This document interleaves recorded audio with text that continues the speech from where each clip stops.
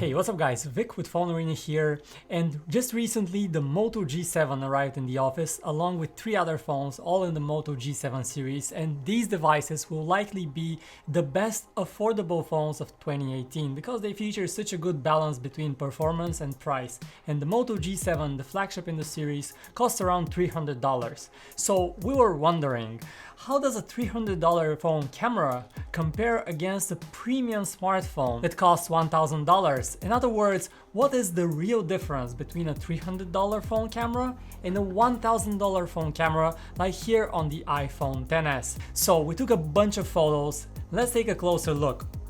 And let's open these up here. And first we see the picture from the iPhone, and then we have the Moto G7. So which one looks better to you? The things that we notice here in terms of a difference is here you can see that on the Moto G7 this here area in the shadows is a bit darker and doesn't have that much detail, while the iPhone picture is more uniformly better exposed. But in terms of colors they are pretty similar, not a big difference. Now skipping to the next picture. Again, this is the picture from the iPhone, and here we have the picture from the Moto G7. And you see a similar thing. Around the edges you see a bit of a almost like a vignette effect here in the picture, again slightly darker in the shadow area, while the iPhone has a more cheerful, more bright exposure. Again, here the big difference is noticeable in the skies. You can see the nice blue color in the skies on the iPhone, while on the Moto G7 that blue color turns into a more of a white tonality. It doesn't look that good and you don't have that dynamic range that you see on the iPhone. Again, you can compare the two pictures here. There's a slight difference in the colors as well. Next up, we have this picture of the sea, and similar thing. Again, the shadow areas are a bit darker, not that much detail, not a huge difference, but definitely the iPhone has a slight advantage during the day. Here in terms of colors, let's compare. This is the iPhone and this is the Moto G7. Now there's a bigger difference in terms of colors. Colors on the iPhone particularly represent those afternoon evening colors, the golden hour, the yellow tonality is much better, while the Moto G7 captures slightly colder looking colors. The image doesn't look that good, and you can see that the brighter areas are blown out of proportion here, and here you can see they're not, the dynamic range is just not that good. So slightly bigger differences on this picture. And here we have a picture shot against the sun. Now this is a very difficult situation, not just for a smartphone camera, but for any camera really. This is the picture from the iPhone. This is from the Moto G7. Again, you see some drastic differences in this case. So here you can see that everything in the picture looks very well exposed, and you can see what the picture is all about. On the Moto G7, everything here is very dark. It's hard to see there, and you need to retouch the photo, boost the exposure. And again, you see, even if you do that, you cannot get the blue color of the skies here. They are completely lost on the Moto G7. Next up, more pictures of buildings, and here again you can see golden hour, but the highlights, the brighter areas in the photo on the Moto G7 are burned out, and again in the shadows you don't have that much detail, which is what we call dynamic range, which is lower. One more picture, you can see here the iPhone, decent photograph, well exposed, and underexposed photo on the Moto G7. Everything looks too dark and you need to boost the exposure after you've taken the picture in order to be able to use the photo in any meaningful way. Now skipping over to the more interesting part of this comparison, these are the night photos, and at night you can see that there is a big difference. First of all, this is a picture from the iPhone, and we have neon signs, your typical night scene, and this is the Moto G7.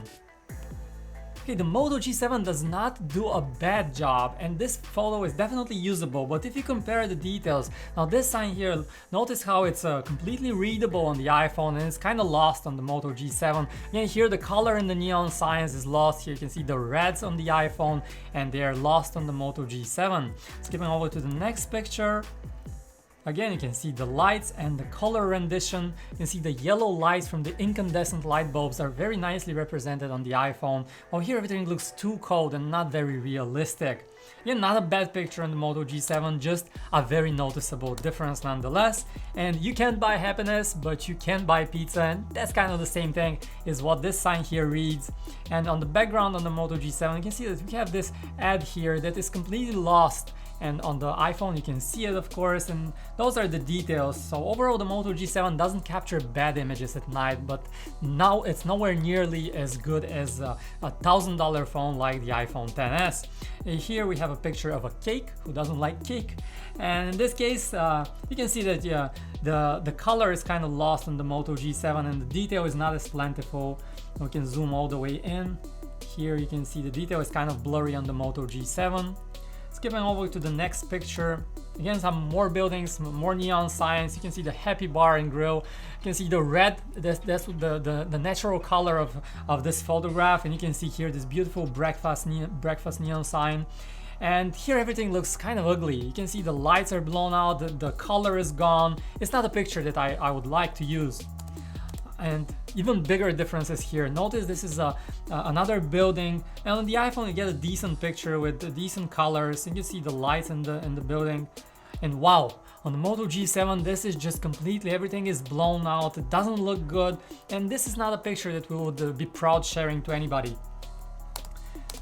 Couple more shots. Here you have the same road that we took a look at earlier during the day, and this is a nighttime photo, and this is the Moto G7 against the iPhone.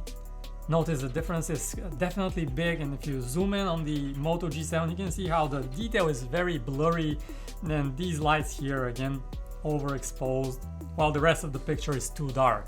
One more photo here of this hotel. Here you can see the blue sign, which looks good, the moody lighting from the rooms, and it's kind of lost here in the picture on the Moto G7. Again, it's a picture that's usable, but it's not great, especially those lights here.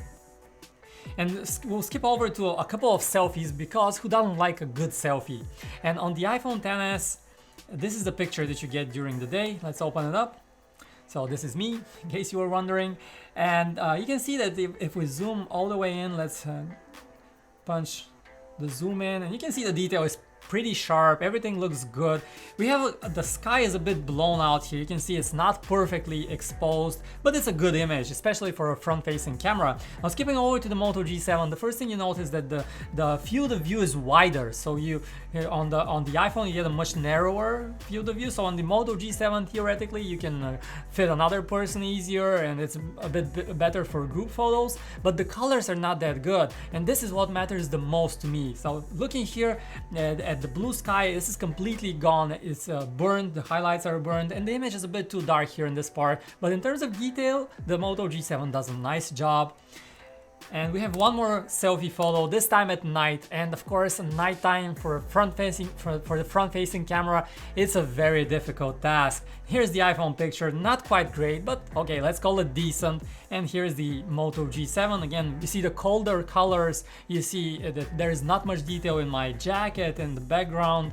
And here's another picture taken with the Moto G7, this time with the flash turned on, and you can see that there is no detail here. It's completely, the picture is blurry.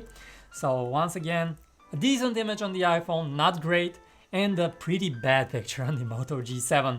So that's it guys, that's a wrap. And you can definitely see that the Moto G7 for $300, for its $300 price, takes decent photos during the day and sometimes also even during the night, but it's no way comparable to a $1,000 phone like the iPhone XS. And again, you can substitute this for a Pixel 3, Samsung Galaxy Note 9, Galaxy S9, the upcoming S10 will probably be great. There is a noticeable difference in camera performance, so if you care about a good camera, the Moto G7 is probably an okay option, but if you really want to take great pictures, you probably need to upgrade to a more expensive phone. So that's it guys, a quick look at the cameras on a $300 phone and a $1,000 phone. Thank you so much for watching this video, subscribe if you want to see more from us, and I will talk to you in the next one.